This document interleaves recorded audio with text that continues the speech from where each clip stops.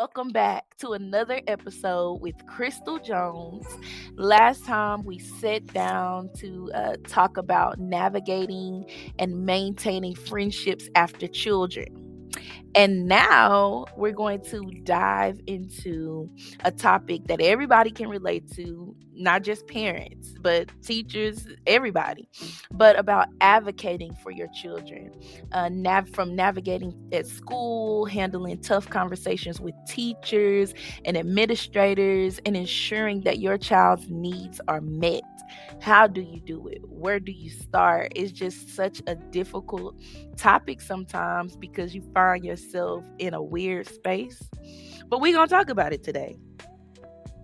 And first of all, disclaimer, if y'all don't remember, this is a real platform. My little setup here is in my bedroom. Kids asleep right there. You may hear babies Yes. crying. You may hear Mhm. babies talking, saying, "Mommy, I can have a snack. I can't sleep." I just want y'all to be okay with that because we balance it. That's real. We real mamas. I mean, this is a platform for mamas, and we real mamas. So, and I just had a new baby girl, so she's 6 weeks as of Tuesday, and so you may hear her crying in the background with her daddy trying to soothe her because he don't have the mama boobs. The milk. Yeah, he don't have what we have, so she may be a little fussy, but so if she make a special appearance, she'll just be It's our all special right. guest for. Yes, and we welcome the appearances of the children. They give it a little character and a little some layers. So yes. So taking a minute to also remind y'all, please like, share, and subscribe to this channel. I'm trying to build it up, and because of you, we can keep going. We've grown a lot, and so I just appreciate all the supporters who've shared, liked, and subscribed. So thank you to all of you, so we can continue to have real conversations about real parenting, motherhood, etc., etc., etc. So yes, let's get started, Crystal.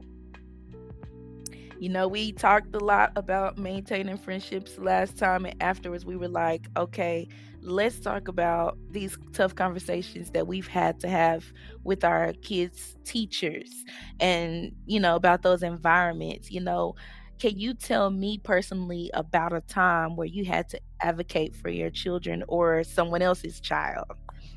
Yeah. First, I just want to say I'm an advocate in general, strong advocate, not just for my child or my children, but for children in general, and just for myself. I've always been a person who saw value in utilizing your voice to communicate your needs, and so my oldest child specifically, I learned maybe a couple years ago that he has some individualized or special needs. He was diagnosed with Tourette's. But before we officially got his diagnoses, I just noticed some things that needed to be adjusted for him to be able to thrive.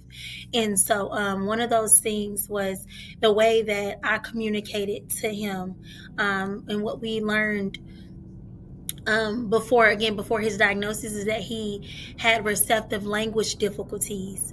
And so those of you who know about language, language is broken down into two: how you receive it and how you express it. And so the way I communicated to him, or the way people communicated to him, he had a very difficult time understanding it. And so what happens when you don't understand language, you don't understand what's being asked of you.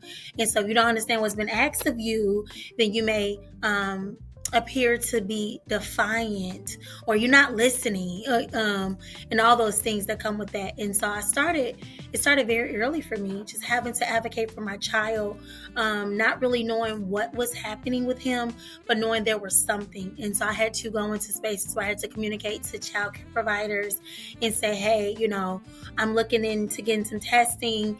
This is where we are. But be patient with him, be understanding with him. And then once he got his official diagnoses, I turned into, I don't know what they probably call me when I walk out the meeting. That parent. There go that boy mama child. after he got his official diagnosis, I really took time to educate myself, and still educating myself so that I can educate everyone that I'm aware of that will come in contact with him. So that's administrators, that's teachers, that's his friends' parents, my friends and family that love me and love him, just so he's not misunderstood and labeled for that matter. So yeah, that's a long answer, but yeah. No, I mean, I love it. Like you said, you've always been an advocate since I've known you. So it's just in you, and, you know, now having a child or just children where you really have to make sure, hey, what I'm saying is what I'm saying and it's clear, So how can parents or people, well, we're talking to parents. So how can parents, prepare themselves, to advocate when it comes to school, when they're going into a meeting with the administrator or a teacher? What are some ways you've prepared, or how can parents prepare themselves? I think first and foremost is again educating yourself, and I feel like once you educate yourself on what's actually happening with your child, then you can feel confident to go into any room and communicate to anyone about what's happening with your child. One of the things that I did for my son was I printed out, because I know some people have different ways of learning. And so, though I was ready to advocate in meetings and communicate, I also brought a one pager. I had a diagram printed out so that they can have a visual to take back with them. So it's not just something I'm saying in a meeting, but you can take this home with you, or you can have it at your desk. And when you're trying to figure out what may be happening with my son, that you can have something to refer back to and say, okay, this is what's happening. Okay, this will help me better understand this child. And so I printed out documentation, so for them to have. Again, I had a one pager diagram, and then I also emailed over his test results that I had received, so that they could have that information available to them as well. Also realizing everybody is not going to read the 50-page test, but I also highlighted some things like, hey, these are the main things we need to make sure you understand about my child. So just educating yourself, preparing yourself, and then just going with a kind heart, because I think kindness go a long way. Yes. Now, Crystal, when we had our last interview, after that interview, like I said, we were talking about this because during that time, I was in the position where I was preparing to advocate for my child, and that was one of the most difficult things for me because I'm like, what? He's only in kindergarten. We about to deal with this now, and one of the things that you mentioned, you said going in with a kind heart. That wasn't necessarily, the advice you gave me, but that was one of the things that, at that time, I wanted to make sure that was, appearing to everyone, because I wasn't coming in to go off on anybody. I was going in from a place of, we're a team. I'm here to support you and you support me. Like, this is a group effort, some meetings, because I went in a few different times, but some meetings it was just me. Then there was meetings with me and dad. But that was what I was really stressing. Hey, I'm coming in from a place of, the child is our main priority, and you're not alone. I'm not just sending him here for you all to figure it out. Let's figure it out together. And also, I felt like, at that time it was misplaced. Like, what was happening to him was coming across, in a negative way, because, the burnout of a teacher, or, the lack of support at the school. And that was one of the things that was brought up, like, hey, as a teacher, do you feel supported from the administration?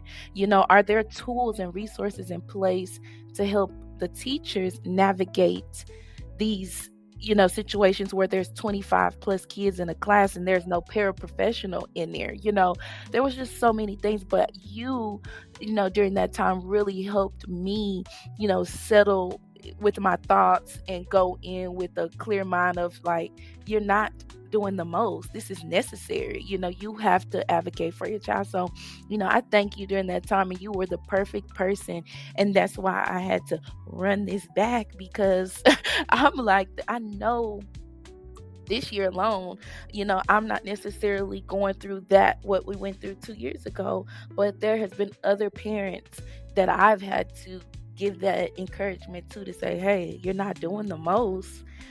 Let's set the standard so that the teacher knows you're there to support them, or this is a group effort. So, and I would like to piggyback on that, because I think that's important. With you going in with that mindset that we are here to work together, and whatever we need to do, let's do it. And one of the things I really communicated with the administrators that I was working with is, my child is my number one priority. You can't call me enough. You can't text me enough. If you need me, I'm coming. So I wanted to be understood that my children and my child at the time, I just had one at the time, is my number one priority. So if you need me and I need to show up to support you and your team, then let me know, because I will show up to support you and your team as we support my child. And so that is really, really important, so they don't feel like you're you just turning it over to them to handle. And so, but to be real, our babies are our babies. And so we can get very passionate about our yes. children. And so the last meeting, I've had to even have a meeting this year, and it was just an onboarding meeting because I want to get ahead of this thing right this year. And so I prayed and I said, God, I don't want to be emotional, because when it comes to my babies, I get very emotional, I said, because what happens when you go in and you're crying, or, some people have different ways in which they project their voice. You may be loud. Some people talk with their hands, like myself. You may look like you don't want to come off as aggressive, right? But you want to make sure that they understand you. So for me, I was like, I don't want my passion for my child to be a distraction, right? I want to go into this meeting to where I'm not bawling in tears because we're trying to figure this out, because that's a distraction. I want to come in and let them know, hey, this is a business meeting. This is we got a whole year ahead of us. Let's get to it. And so when you go on with that, I think that they would, one, just have a little bit more respect and honor for you. We started off rocky, but I have phenomenal relationships with the administrators. I know so many people in the school because I'm present. I'm there, and they know that they can call on me. So I think that really going in with that team approach, and then following up with emails. Mama, we can say whatever we're gonna say in these meetings, and so after every meeting, a paper trail, let's document it. Let's put it in black and white. Hey, thank y'all, and thank y'all for having this meeting. In this meeting, we discussed, this is what you will be doing, this is what I will be doing, and this is what is the expectations for my child. Hey, when can we meet again? When can we touch base to see if what we said we were going to implement is working or not, right? And what resources and things. So I'm telling you, you are your children's number one advocate. Some of them cannot communicate for themselves, but in order to be received and respected, and I believe to get your child's needs met, you have to go in with a kind heart, and just educate yourself and be open. And it's funny that you said, like, when you pray, you like, God, please don't let me, let my emotions take over, because I remember some of those meetings.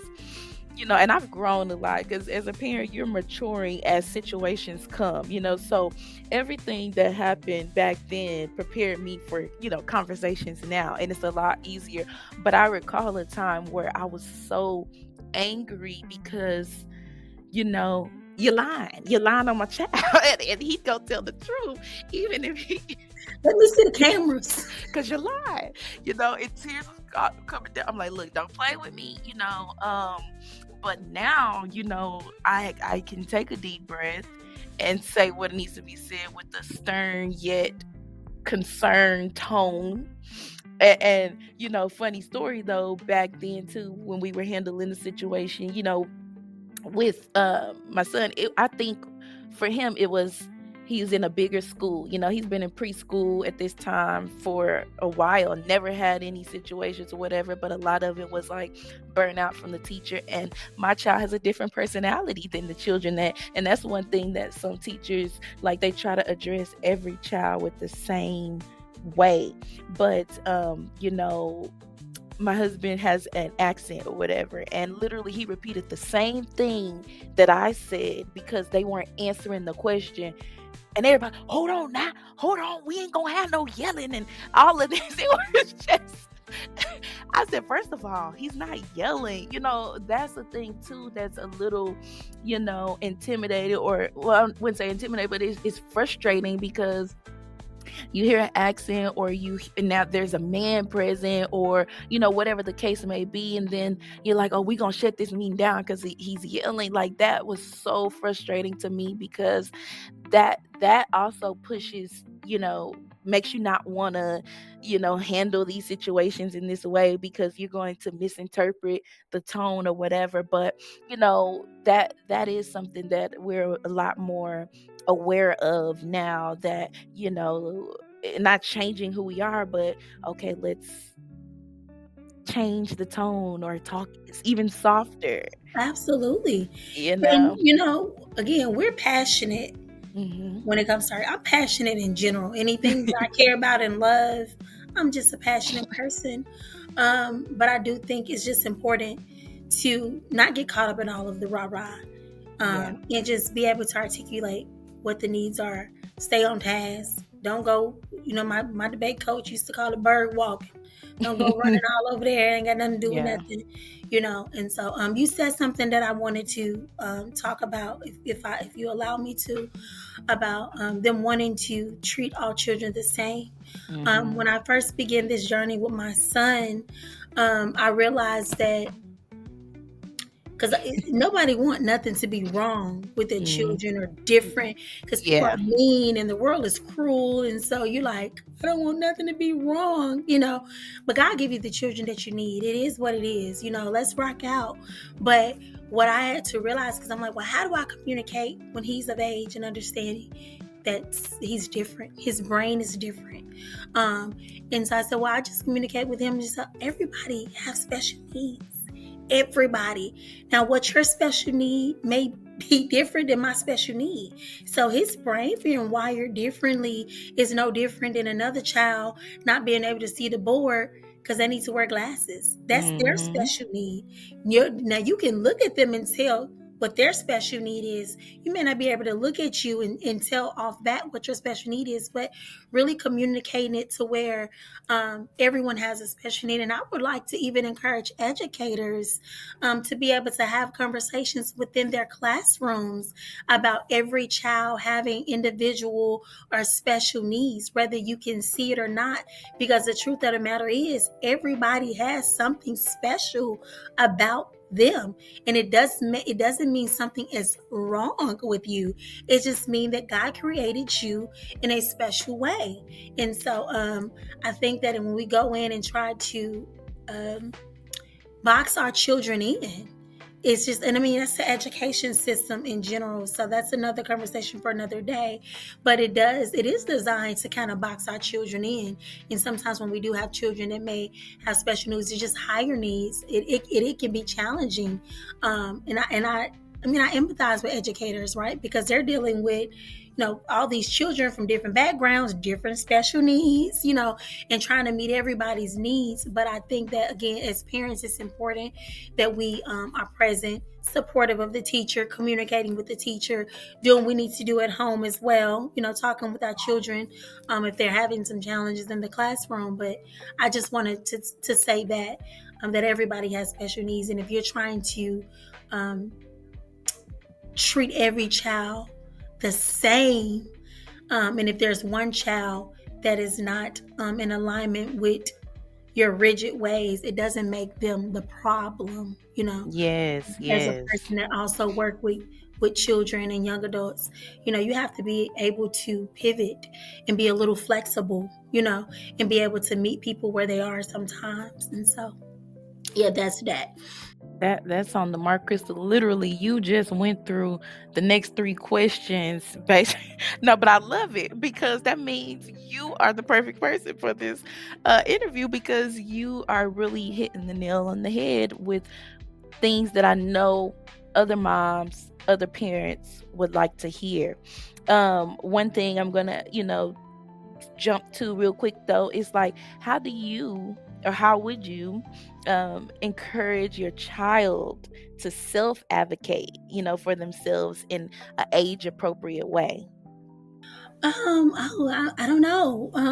My child is 6.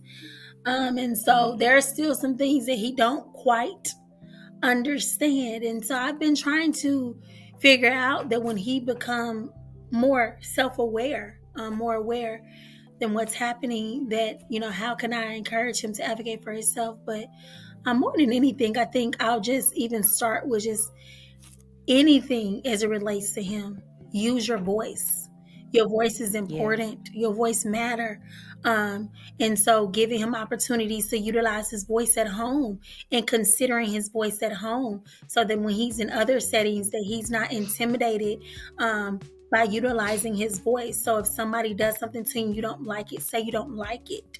If Mhm. someone asks you a question, try to answer the question. And so I think I would just really just encourage him now at this stage to utilize his voice, emphasize the importance of his voice. And then when he give up age of understanding, just teach him like, hey, you got to tell people like, hey, I'm wired differently.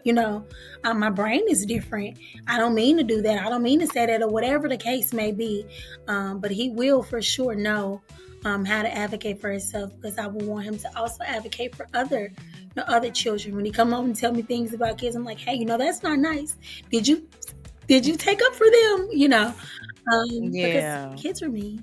Kids are so mean, and that's been one of my things that weigh on my heart. Like I just want people to be kind.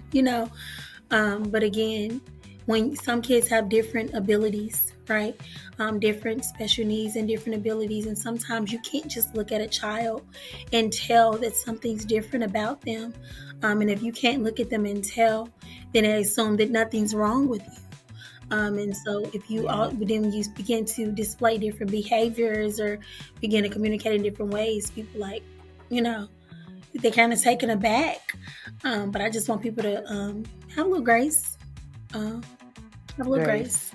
Because you Grace never is the know what word. people are going through, or you never know who people are, because nobody can look at even you and I and tell you anything about us other than what they see. They don't know what we're going through in our minds and in our bodies and things like that. And so I encourage people to have grace, even when you see moms out. I think, you know, I would say autism. Autism is something that is just beginning to now, the stigma, Be the talked stigma about and associated with it is beginning to dissolve, thankfully. So I don't think people do it as much, but just being more aware when you see parents out, they having challenges with their children. Don't be judgmental. You never know like, what they're. ooh, why that baby yelling and falling like or just anything. Even if you don't say it, Hmm. people read body language. They see you staring at them. They see you turning up your nose. So yeah, just be more. Just provide more grace to people because you never know what And people you are know going through. what? To piggyback off one of the things you said, when you're advocating for your children, they see you and they're also learning from what you said, how you said it, and how you handled the situation. A friend told me that recently because, you know, um, Ash shared something with me and, I addressed it and he was there to witness it. And so all of that is teaching, all of that is a lesson because then I thought back to when I was in second grade and Miss Christie, I don't know if you out there, but this for you. No, but Miss Christie, was my second grade teacher, and baby, she used to just be writing A, B, C, D, E, F, G in the grade book. And I had a mama that came up there and said, "Okay, well, show me. Let me see her assignments that you've graded her on so that I can know how to help her at home, because this doesn't seem like my child, because pre-K, kindergarten, these are not the type of grades that, reflected on her report card. So where's the issue, or what is happening now?" And I remember that day, and I shared this with my mom the other day. I'm like, "Mama, I remember when you came to Miss Christie class and set her straight." But you set her straight in a way where she understood, okay, this mama not playing. Let me stop playing, and let me, treat these children fairly, and not, give them what I think they should get for the day, but more so what their effort and work reflects. So, just to piggyback off that, everything is a learning lesson. Everything is them, seeing, when they're seeing you, that's also teaching them, how to advocate and speak up for themselves. So love it, love it, love it. Yeah, so I was gonna say, I mean, you've pretty much hit the nail on the head, but one thing, what are some resources, that you, or tools, or communities where you are, that people may can lean on, or, when they feel stuck or unsure, what are some things that they can do, to help them be confident? I'm gonna just share just a little bit of just my story, because I do feel like it's just a little unique to me. Tourette's was so foreign to me. When my son got the diagnosis, it kind of took my breath away, because I'm like, what? I've never even heard of this.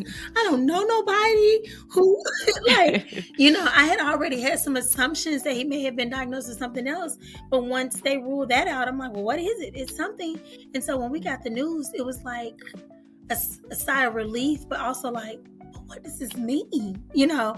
I felt so alone. I felt so alone, because I'm like, who, do you know anybody? Do you know anybody? Because I don't know, So I just began to research and trying to find my place, trying to find my community. And I just kept running into a brick wall. So what I initially started doing was just talking to other parents who I knew just had children that had different needs and different abilities. And so we were able to connect. It still was a disconnect, because I'm like, but your kid ain't doing this. But like, I know you feel me, but like, do you feel me?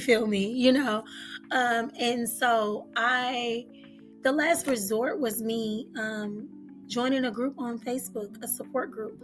First, I was like, I'm not about to join a support group. I don't want no sad story. I don't want nobody complaining. I need to have resources. I need to know, what is research saying about this? What are parents doing to navigate this? How are they showing up in different settings and trying to teach people how to interact with their child and things like that? And so I joined a couple. I start reading. I'm like, oh, okay, I'm going to join that one. If I don't like it, I'm going to, disconnect. So I joined a couple.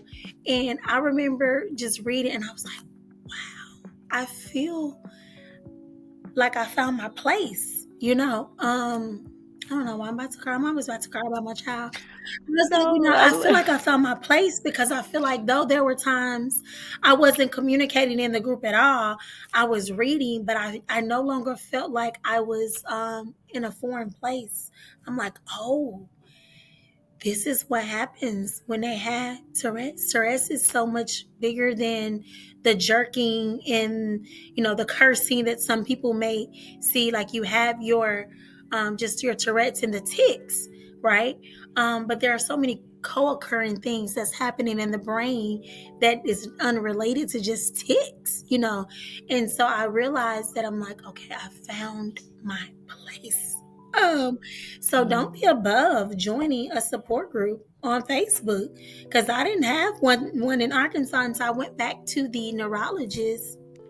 That's who decides or give the diagnoses. And I was like, do y'all have a support group?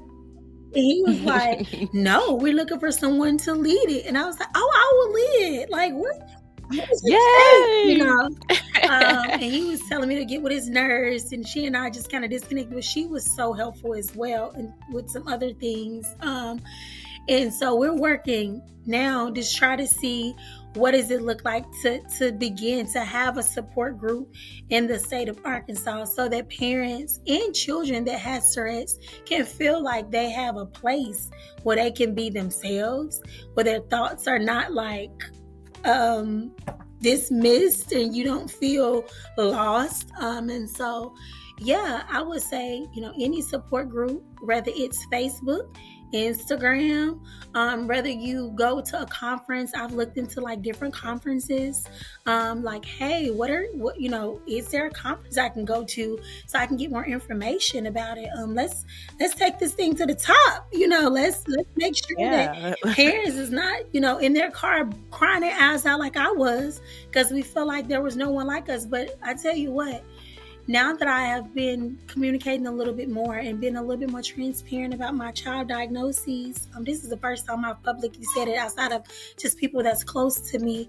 I know more people.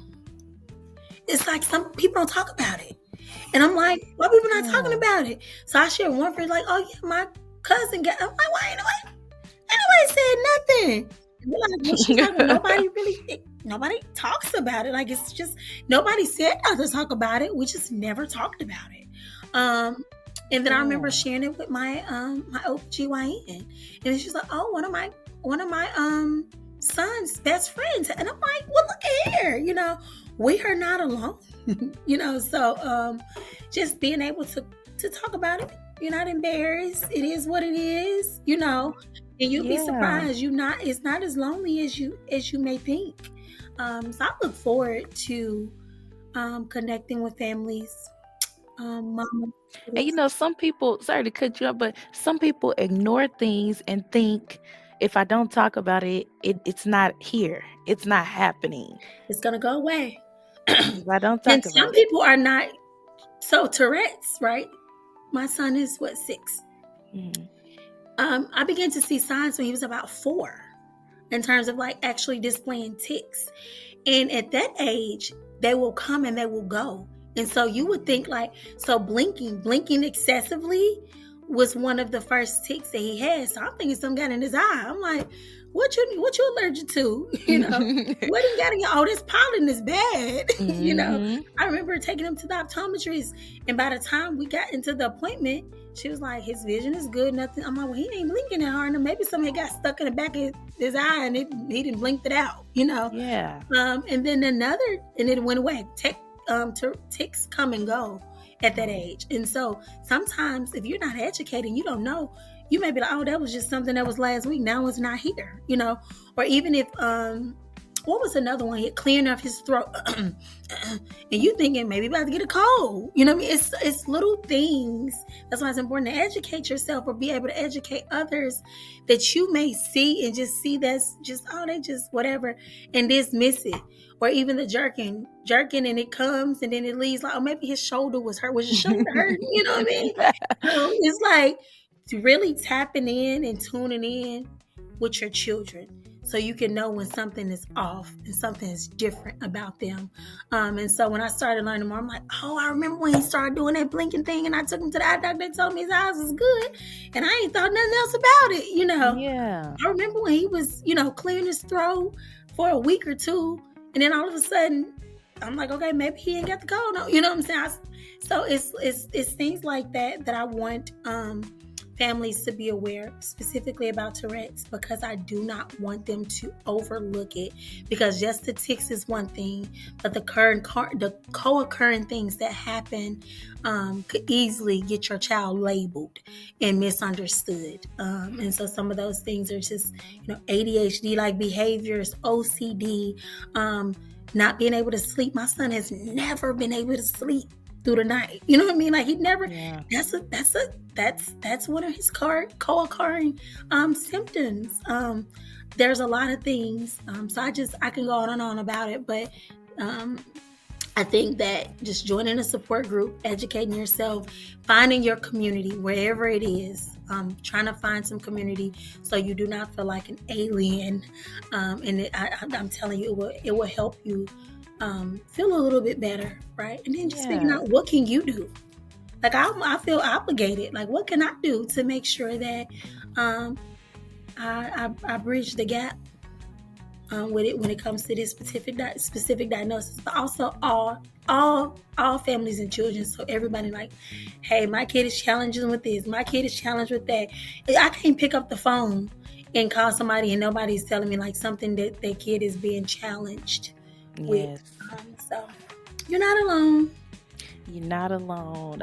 I love it. Look, you're not alone, people. You're not alone. And I will say that a million times, and I always try to remind people you're not alone. Like you said, something is going on, especially as these children are growing, learning, new environments, and it's going to be a lot of talking for the next however many years until they sit in that therapist office like, my mom ruined me. No, I'm just kidding. I always be like, please, God, don't let my son go into a space and be like, my mom, she ruined my life, Like, no, I did not. Baby, mommy was trying to do the best she could. Yeah, get the best you can. Yeah. That's all you can, and that's really all you could do.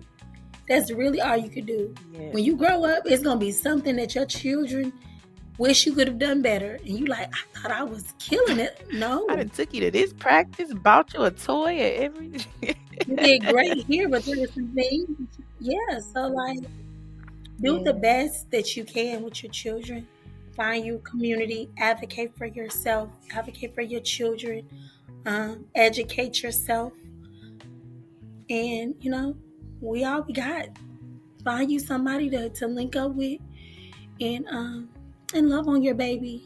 You know, love, love, love, love, love, love, love, love, love on your children. Love on your children exactly. because they didn't ask to be here. They're your children. God gave them to you for a reason. And I know that there are so many different phases of accepting your reality when you have children with individual needs, and you go through a phase of why me, Yeah. why my child, why my baby, But you're not alone. Loving your children, find your You community, got and you this. got this. So look, I'm gonna You leave it got on that this. because that was a word. You got this. You're never alone. You're never alone. So moms, parents out there, never feel afraid to advocate for your child. It's necessary. uh, connect with your communities. Like Krista said, connect with the teachers, connect with the administrators as much as you can because everybody's schedule looks different. So, as much as you can, just show up and be there for your child. And I just thank you, Crystal, again for stopping by and having a mama moment with me, unpacking what advocacy looks like in your way, and I encourage you to continue to be you and bring awareness. And thank you because, like you said, this is the first time that I've heard it. And, it makes me want to research more and just understand what that looks like. And as you being my friend and being a mom that I've connected with, how can I support, and I just hope that this conversation, this episode helps parents out there and encourage you to, join the community. If it's Facebook, it's okay. Um, if it's the community center, it's okay, whatever it looks like for you. So don't forget to like, share, subscribe, that little tagline they always say, and share and drop a comment in the comments below if there's something that you find challenging, or if you want more tools or resources on how you can advocate for your child and encourage them to advocate for themselves. Drop it below and we'll get you what you need. So thank you all for tuning in, and we gonna go back to our normal lives and go on and do what we got to do. But thank you, Crystal. Thank you. And if you need me, holler at me. Yes. Me on Facebook, just Crystal Jones. Nothing special. If you need support in any way, 504 plans, IEPs, look, Holler at me. I got you.